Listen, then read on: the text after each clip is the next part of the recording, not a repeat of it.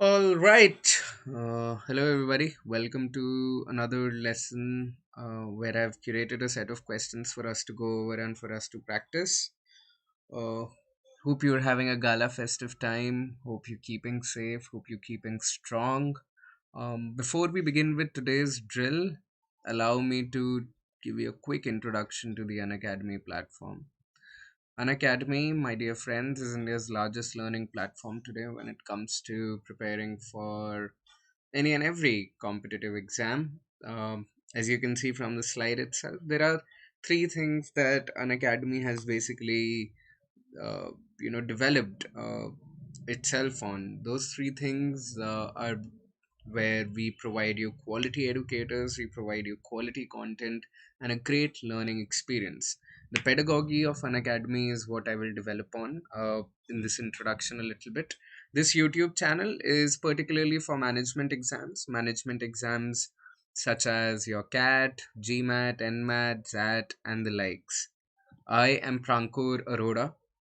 I will be your instructor on this journey of learning where I'll be taking you through various aspects pertaining to reading comprehension and the verbal ability portions of these management exams. I've been in the learning industry for a better part of the last couple of years, where I've even had the opportunity to consult with various organizations such as Marico Limited, ITC Limited, Interglobe Air Transport, Becton Dickinson India, PGCIL, FMC Corp, and many more. In all these organizations, I consulted on a wide variety of learning and development aspects, learning and development programs for these respective companies. I'm also a published author. I wrote a book called It's Not Funny, got published a couple of years back, even garnered favorably positive reviews from the likes of Biswapati Sarkar, Papa CJ, Rohini Lal, satire legends in our country. And I hold advanced certifications in facilitation from American organization called Leadership Management International. LMI is the world's largest organization working in the space of leadership.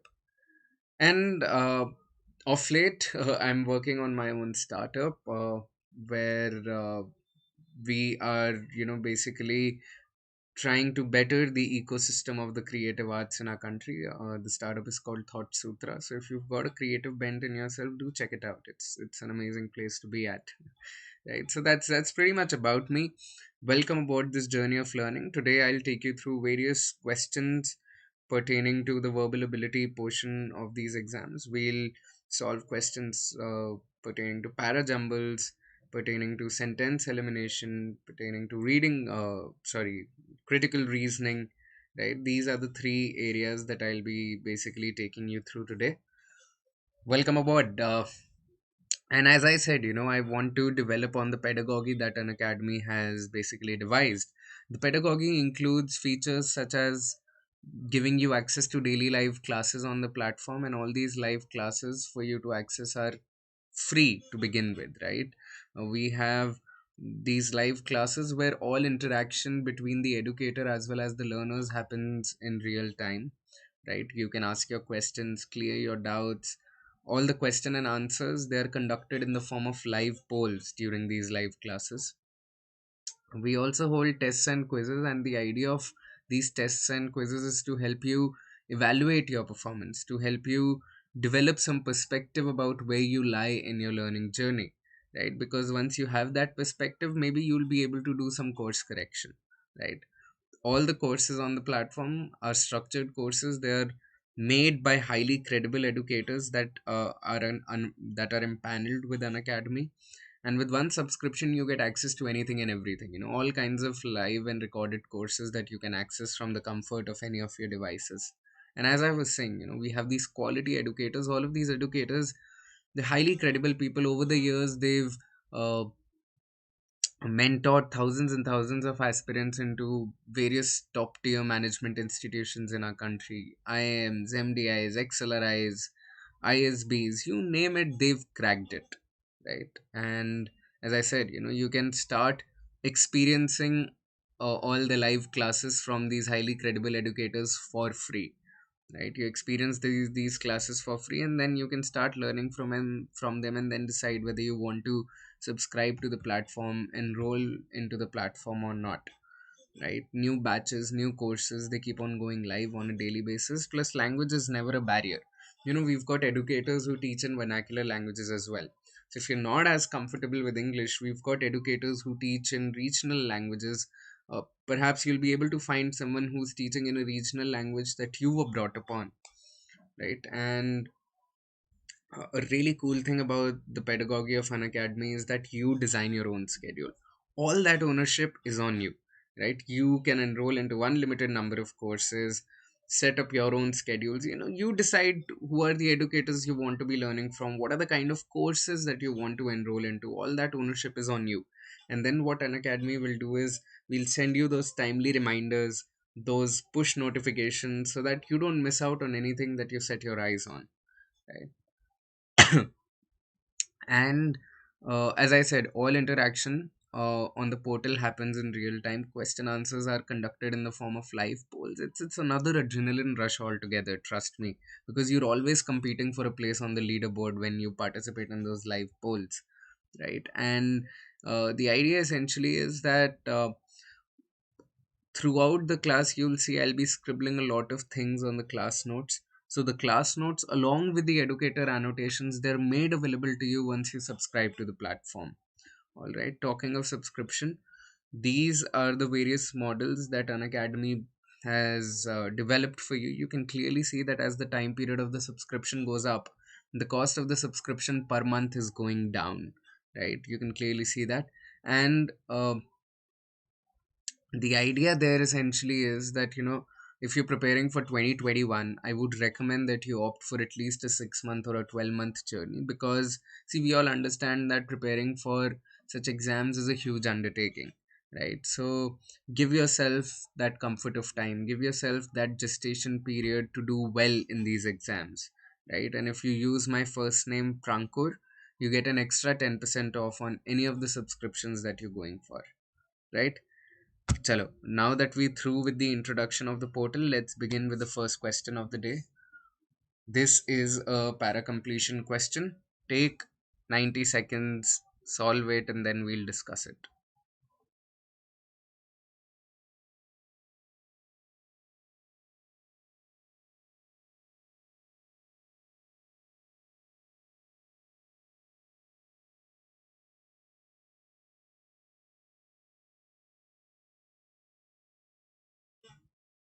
Just give me a moment as I check whether the OBS is capturing the screen properly. Yeah, all right, cool. Sorry.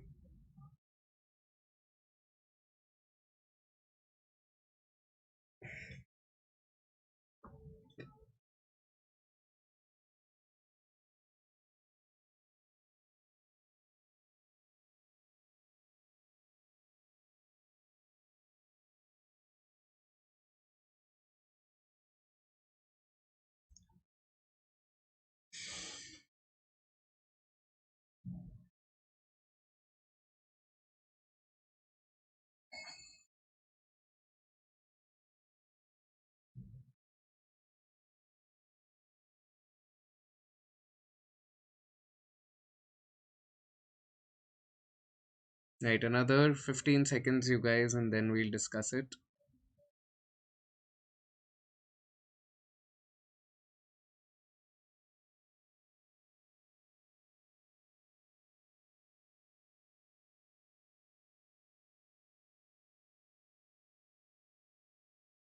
Okay, let's discuss this now. Yeah.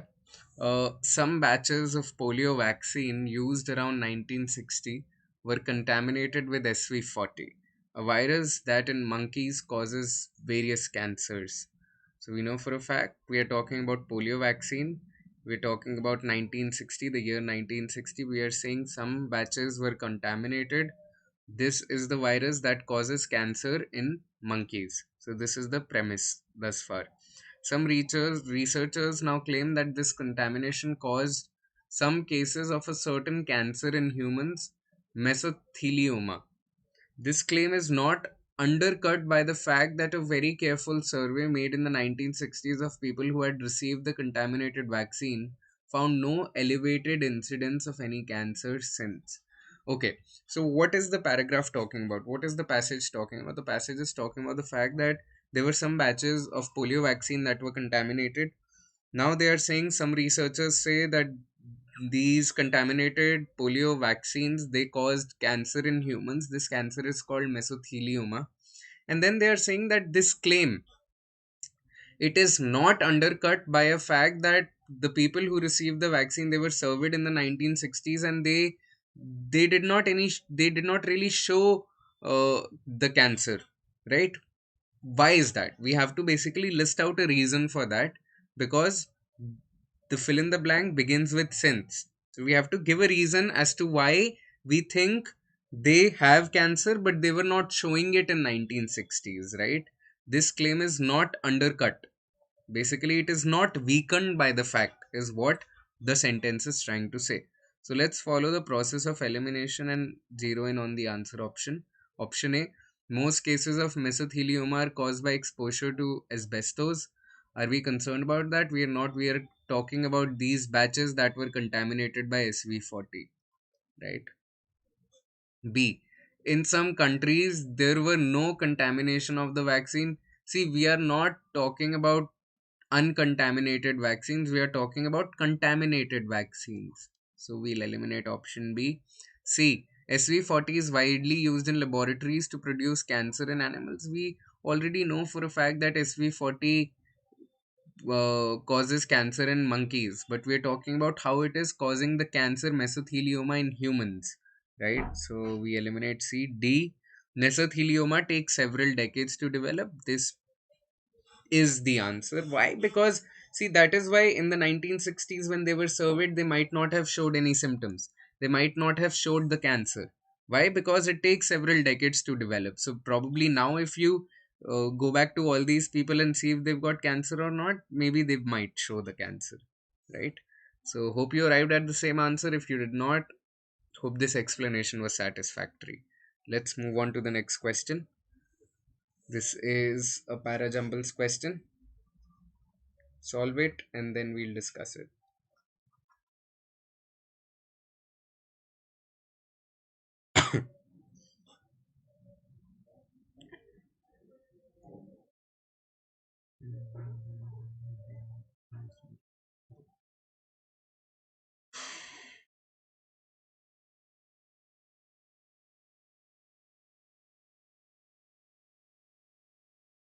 Many.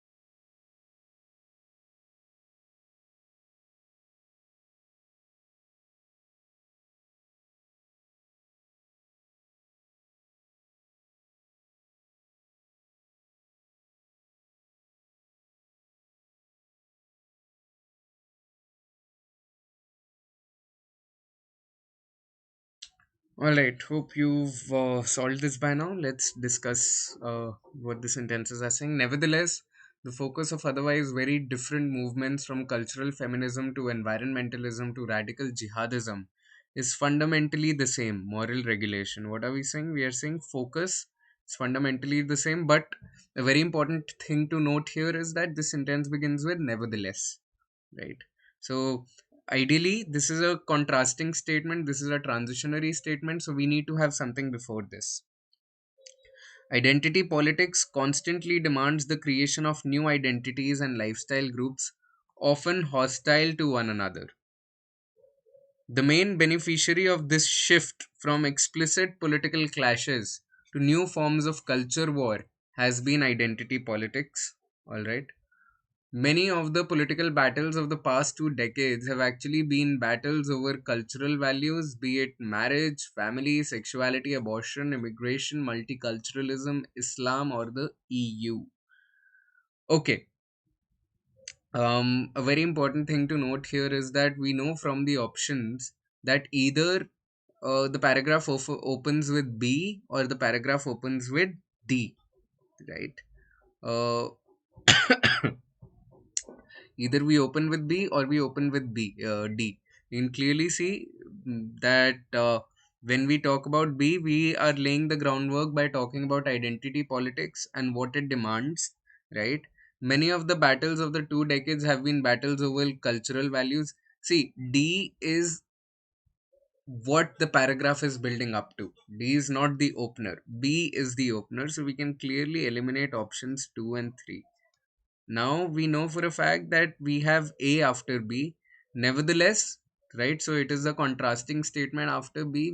We are saying, nevertheless, the focus of otherwise very different movements from feminism to environmentalism to radical jihadism is fundamentally the same, which is moral regulation. What are we talking about? We're talking about moral regulation. We're talking about the morality, right? So after A, should we have C or should we have D? The main beneficiary of this shift, of what shift are we talking about, right? The main beneficiary of this shift from explicit political clashes to new forms of culture war, we are talking about cultural feminism, environmentalism, radical jihadism. So new forms of culture war has been identity politics. And then we build on in sentence D, where we say many of the political battles of the past 2 decades have actually been battles over cultural values. So we are talking about new forms of cultural war and culture wars, and we are saying they are battles over cultural values, be it this or this. So BACD makes or rather BA, wait, give me a moment, you guys. I-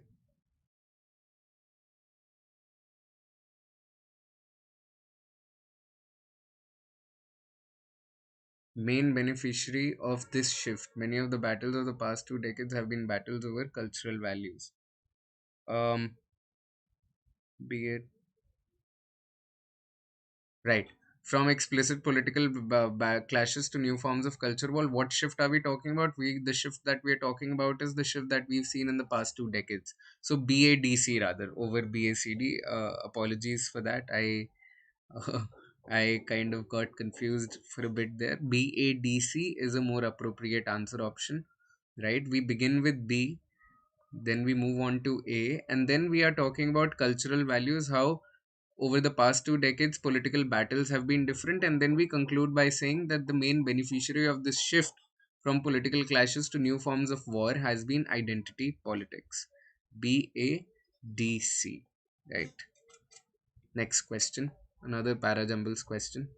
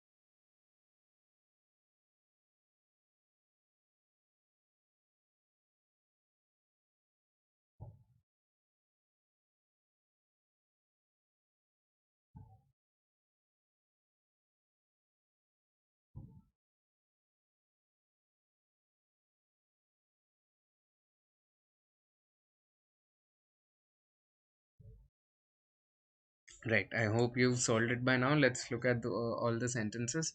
Hate speech is characterized by a deliberate targeting of communities rather than beliefs. What the management must seek to do is to not let political discussions and debates to descend into vituperative attacks and hate speech. Okay. But such an association, what association are we talking about? What association are we talking about? But such an association will be spurious, as questioning orthodoxy and conservatism is not tantamount to hate speech. Right. The student body's activism has been criticized by detractors and it has been sought to be associated with hate speech. Okay, so we are talking about this association. So obviously, after D, we need to have C as the follow up sentence, right? Uh, and the student body's activism has been criticized by detractors and it has been sought to be associated with hate speech. But such an association will be spurious, as questioning orthodoxy and conservatism is not tantamount to hate speech. Okay, so what we are saying is that hate speech is how it has been associated. In C, we are saying, but this is not hate speech. Then ideally, then we have to explain what hate speech is. So then we should have sentence A, where we are saying hate speech is characterized by a deliberate targeting of communities rather than beliefs. And then what the management can do to resolve this. What the management must seek to do is to not let political discussions and debates to descend into vituperative attacks and hate speech. So DCAB in that way makes a great amount of sense. DCAB is how it should be. Hope you arrived at the same answer option. Yeah, let's move on to the next question. A sentence elimination question now.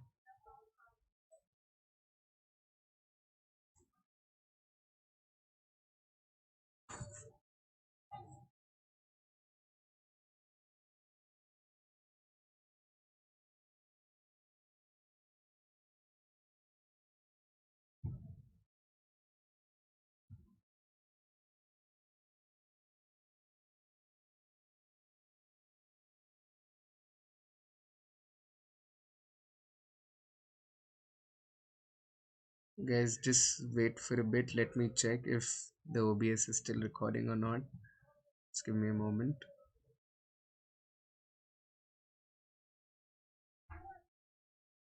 Right, it's still recording. Cool.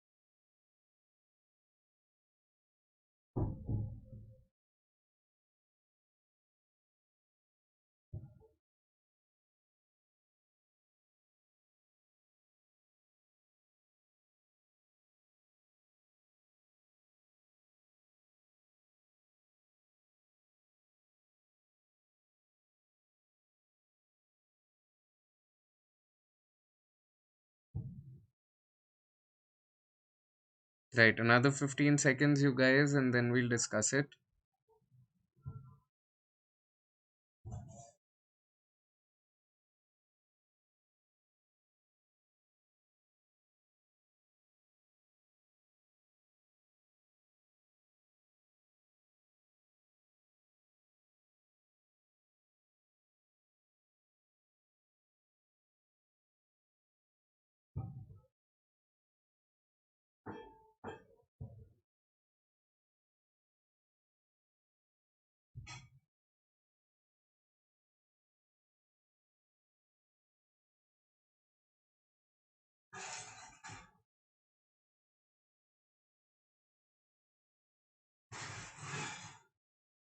Right.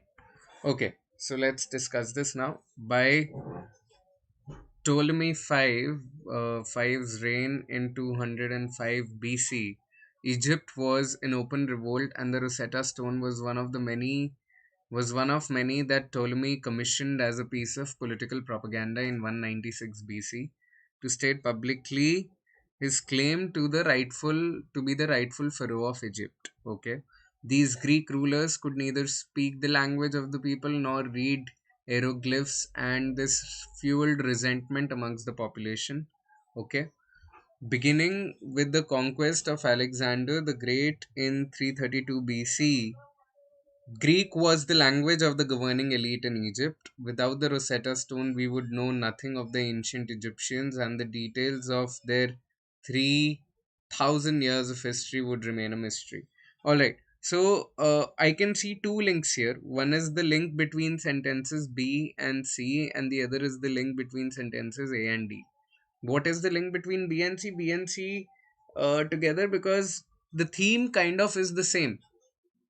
Theme of these sentences is kind of the same, right? Let's look at it. These rulers could neither speak the language of the people nor read hieroglyphs, and this fueled resentment amongst the population. Beginning with the conquest of Alexander the Great, Greek was the language of the governing elite in Egypt.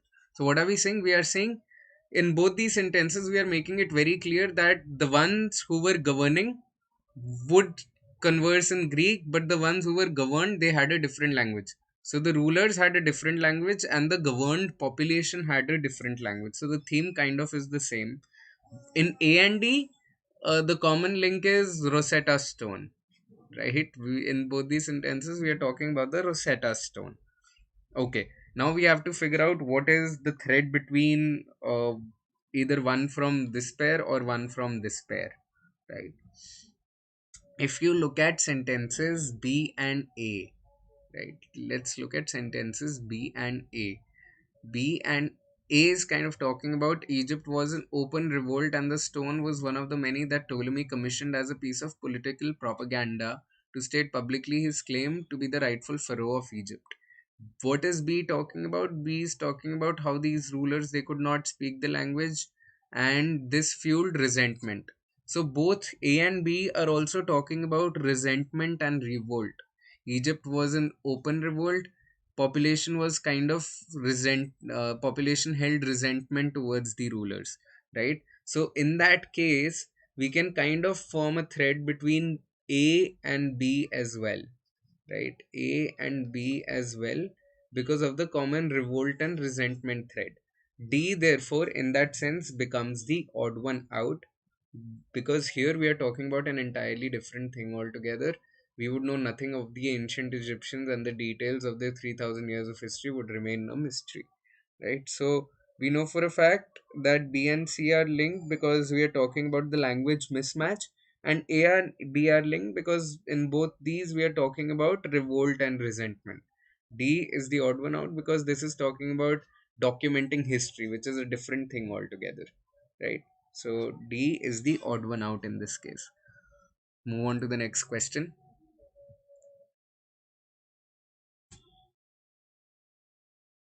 A parajumbles question again.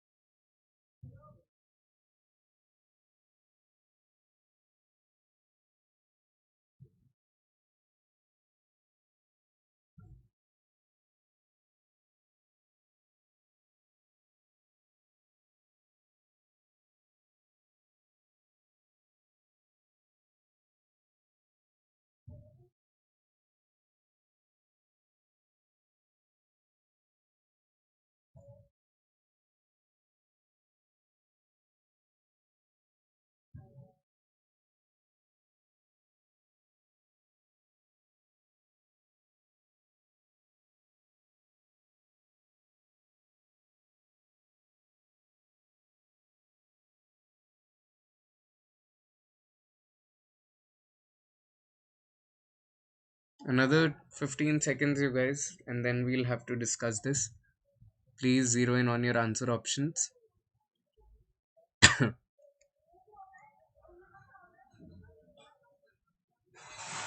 Right. Interestingly, most creatures, including humans, vocalize using softer organs and membranes that tend to decompose instead of entering into the fossil record. Okay. We can clearly see from the answer options that either our paragraph opens with sentence A or sentence B. What does sentence B say? Sentence B says the family of duck-billed dinosaurs known as Parasaurolophus had been at the center of the paleoacoustic conversation. Parasaurolophus had been at the center of the paleoacoustic conversation. Okay. They are herbivorous creatures. Who are herbivorous creatures? Right. They are herbivorous creatures named for the shape of their mouths, but better known for the large, bony crests arching over the back of their heads like a single blunted horn. Parasaurolophus is a rarity in this regard, as no other animal has been known to dedicate so much hard fossil friendly tissue to making noise. Okay. Parasaurolophus is rarity in this regard. What regard are we talking about? Again, right? So, guys, we can clearly see that sentence B is where we mention the dinosaur known as Parasaurolophus. They are herbivorous creatures. Who are herbivorous creatures? Probably Parasaurolophus, right? So B ke baad obviously we'll have C, right? So let's eliminate. Rather, we have BC in each answer option. Okay, so we cannot eliminate on the basis of that. We have to figure out what will follow C or what will come before B. Interestingly, most creatures, including, so we are saying they are named for the shape of their mouth, but better known for large bony crests arching over the back of their heads, like a single blunted horn. Interestingly, most creatures, including humans, vocalize using softer organs and membranes that tend to decompose instead of entering into fossil record. Parasaurolophus is a rarity in this regard. In what regard? As no other animal has been known to dedicate so much hard fossil friendly tissue to making noise. So A and D are also a link. Why are they a link? Because in A we are talking about humans and how membranes decompose instead of entering into fossil record. And here we are saying Parasaurolophus is a rarity in this regard because it dedicates a lot of fossil friendly tissue, right? So we are contrasting the two. Plus AD cannot come before BC because we are introducing Parasaurolophus in sentence B, right? So we need that introduction before we can talk about sentence D. So therefore BC BCAD seems like a great arrangement of these sentences. It cannot be ADBC because we need to introduce Parasaurolophus before talking about him in this way, right? So therefore, the only viable arrangement is BCAD, right?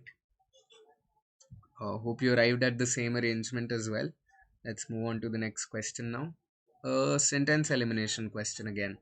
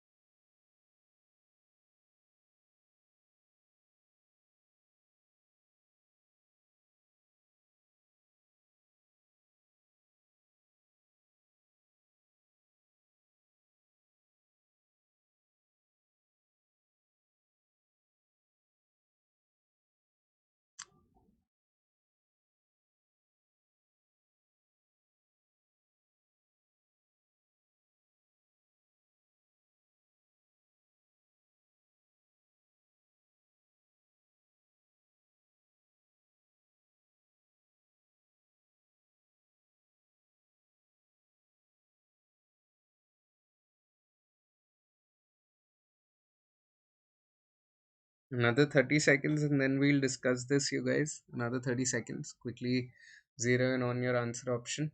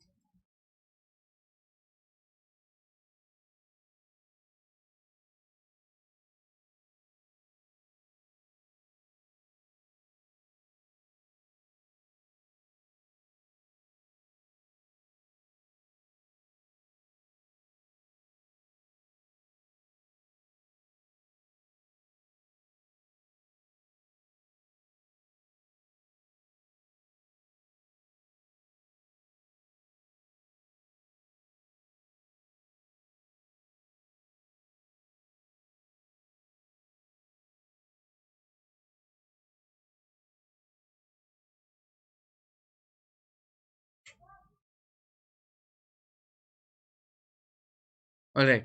So let's discuss this now. Sentence A. Cognitive science, however, tells us that students need to develop these different ways of thinking by means of extended, focused mental effort. These different ways of thinking. Okay, what different ways of thinking are we talking about?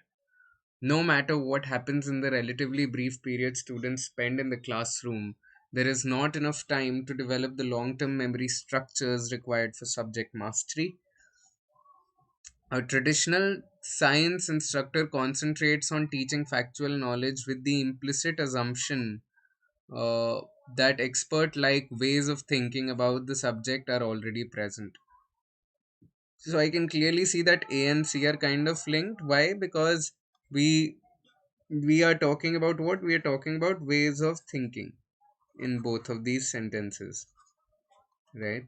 I can clearly see that, right? And then D is talking about to ensure that the necessary extended effort is made. Teachers need to engage students in thinking deeply about the subject at an appropriate level, monitor that thinking, and guide it to be more expert like. So, in A and D, in A and D, clearly we are talking about some kind of extended effort, right? Cognitive science, however, tells us that students need to develop these different ways of thinking by means of extended, focused mental effort, extended effort, right? I am mentioning that here, plus mentioned it here as well. So A and D are also kind of linked, right? A and D are also kind of linked. Why? Because the both of them are talking about extended effort, right? The only sentence that is forging zero connections is sentence B, talking about different thing altogether. No matter what happens in this brief period students spend in classroom, there is not enough time to develop long-term memory structures required for subject mastery. So B is talking about a different thing altogether. It is forging no connections with either A, C, or D. All right, let's move on to the next question. Another parajumbles question now. Yeah, the parajumbles question. Yeah.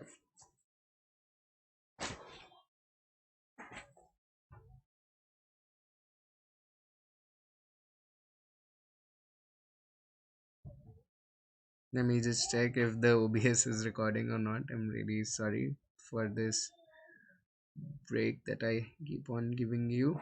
Yeah, OBS is still recording. We are good. Sorry, this was the question.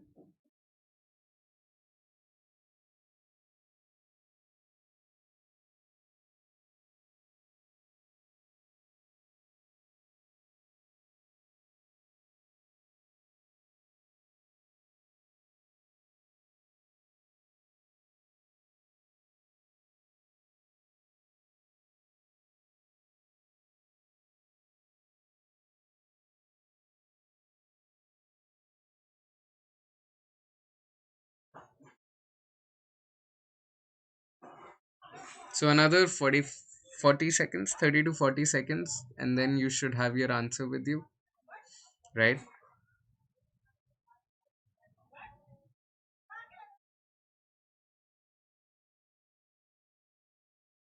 Right. So let's look at all the sentences, you guys. Let's look at all the sentences now. Should have arrived at your answer. These chemicals break an essential part of a bacterial cell, but they usually break the same part of human cells too. What chemicals are we talking about? Right. This is the key. What is the key? Right. What is the key to this is the key to antibiotic function, exploiting the fact that bacteria are similar to human cells without being identical. Okay. Uh, this makes medical antiseptics terrible antibiotics as their use in high concentration may cause tissue damage or slow wound healing. What makes, right? Luckily, sometimes there are bacterial parts not found in humans, or if they are very different. It's relatively easy to find new antiseptics which can kill microbes on the skin and the surface of tissues. So we can clearly see that either we open with E or we open with D. These, luckily, sometimes there are bacterial parts not found in humans, or if they are very different. E says it's relatively easy to find new antiseptics which can kill microbes on the skin and the surface of tissues, right? So, okay. And what are we talking about? These chemicals. So we are saying if we let's look at E first. It's relatively easy to find new antiseptics which can kill microbes on the skin and the surface of tissues. These chemicals break an essential part of a bacterial cell, but they usually break the same part of human cells too. So A looks like a logical follow-up to what we are talking about in E. In E, we are talking about killing microbes on the skin and surface of tissues, right? And then we say this is how they break bacterial cells, but usually they break the same part of human cells also, right? And after that, it's kind of makes sense to look at sentence C because it is talking about how this makes antiseptics terrible antibiotics as their use in high concentration may cause tissue damage or slow wound healing. Now we are talking about human tissues because they usually break human tissues also. So C is a logical follow up to A, right? So EAC, do we have EAC? We have EAC here and we have EAC here, right? We don't have EAC anywhere else, so we'll eliminate all the other two options, right? After this, we are left with D and B, right? Either DB come before EAC or DB comes after EAC. D says, luckily, sometimes there are bacterial parts not found in humans, or if they are very different. So, ideally, it should be coming after C because now we are expressing some luck, right? What are we expressing luck for? We are expressing luck for whatever we have already talked about in EAC. This is the key to antibiotic function, exploiting the fact that bacteria are similar to human cells without being identical, then becomes a logical concluding statement to this paragraph, right? So EACDB in that case becomes the best possible arrangement of these sentences. Chalo, let's look at another question, another sentence elimination question.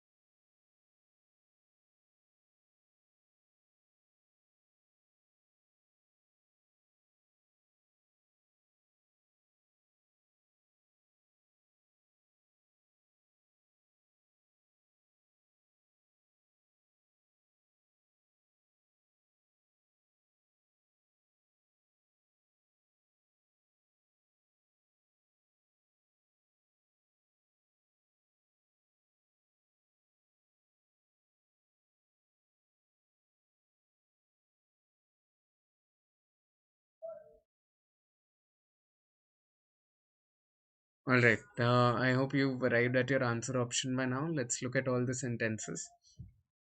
A mixture of vagueness and sheer incompetence is the most marked characteristic of modern English prose and especially of any kind of political writing. Mixture of vagueness and sheer incompetence is the most marked characteristic of modern English prose. All right. B says it follows that any struggle against the abuse of language is a sentimental archaism, like preferring candles to electric light or hansom cabs to aeroplanes. Prose consists less and less of words chosen for the sake of their meaning and more of phrases tacked together like the sections of a prefabricated hen house. Alright. D says as soon as certain topics are raised, the concrete melts into the abstract and no one seems able to think of turns of speech that are not hackneyed. Alright. Okay. So we are talking about prose and we are clearly, A talks about English prose and a sense of vagueness attached to it, right? D talks about how certain topics, if they when they are raised, the concrete melts into the abstract and no one seems able to think of turns of speech that are not hackneyed, right? So first we are talking about a mixture of vagueness and sheer incompetence is the characteristic of modern English prose, especially in political writing. And then we say when certain topics are raised, the concrete melts into the abstract and no one seems able to think of turns of speech that are not hackneyed. So D is talking about that vagueness, right? D is talking about that vagueness, that incompetence, right? Plus C is talking about C is explicitly talking about prose. Prose consists less and less of words chosen for the sake of their meaning and more of phrases tacked together like the sections of prefabricated hen house. So B seems like the only one which is not talking about prose or the vagueness attached to it. It follows that any struggle against the abuse of language is a sentimental archaism like preferring candles to electric light or hansom cabs to aeroplanes. So B is not really talking about prose or the vagueness attached to it. So B is the odd one out, right? Hope you arrived at the same this thing,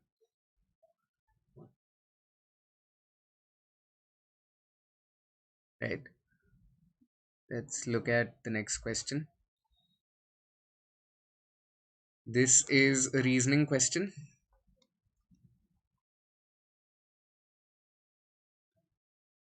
Which of the following, if true, provides the most support for the argument above? You have to support this argument.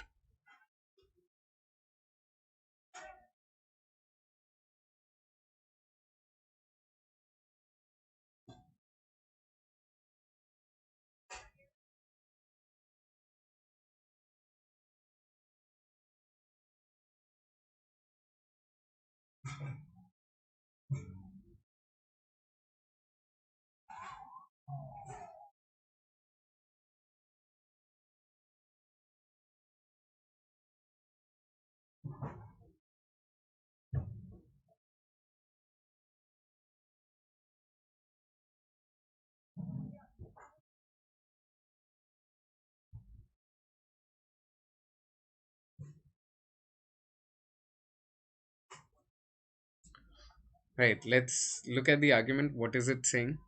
Wood smoke contains dangerous toxins that cause changes in human cells.